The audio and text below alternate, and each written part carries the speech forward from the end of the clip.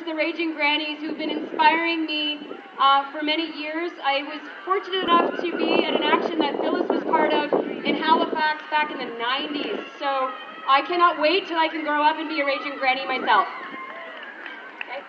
So I wanted to talk to you folks a little bit about this idea of marching against Monsanto, and I'm really thrilled that so many people came out and were willing to stand up and, speak their upset. But we do not transform the world by being against things. How we are going to transform this food system is by marching for the food system that we do want. For stepping up and saying seed is sacred. It is not for you to mess for profit. That is our collective heritage. Thousands of years of mostly women saving that seed as part of our collective heritage. Each and every seed is like a microchip, filled with all of the information of the past and all the potential for the future.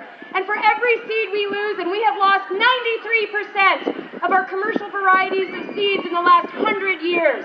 And that is a terrifying reality for me, because when I look at what we face moving into the future with climate change and climate chaos, and our capacity to continue to feed ourselves is not going to be maintained with a monoculture mind, with this idea that seed can be produced centrally somewhere and shipped all around the rest of the world, and that's going to provide nutrition for you and me.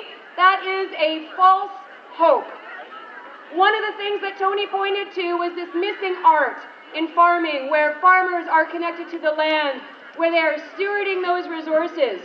That is not because farmers wake up in the morning and say, I think today I'm going to go out and kill some bees. Or how about today's the day I'm going to go out and pollute the water table.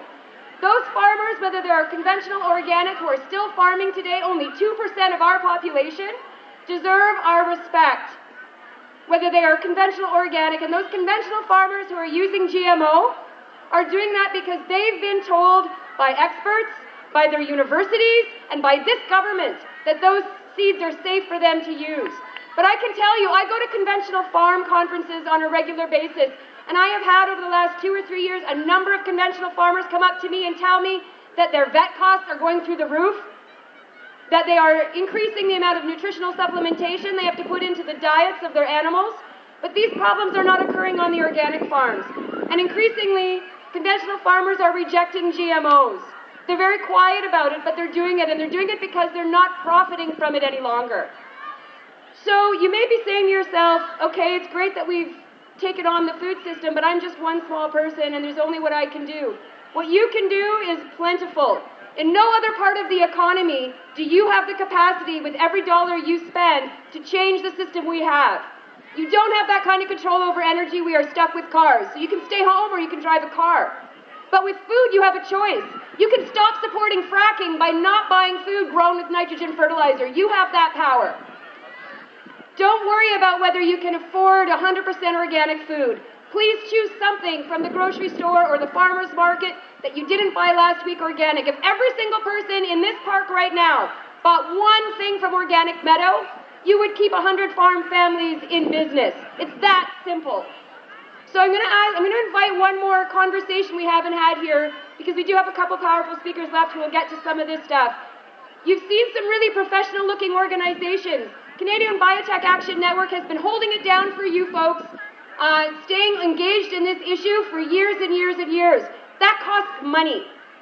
The Canadian Organic Growers have been doing it for over 30 years. It costs money.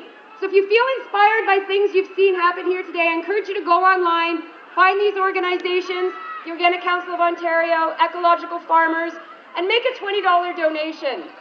Or go around to one of these organizations who are here, reach into your pocket and give them $5. Because we can't keep doing this work without your support.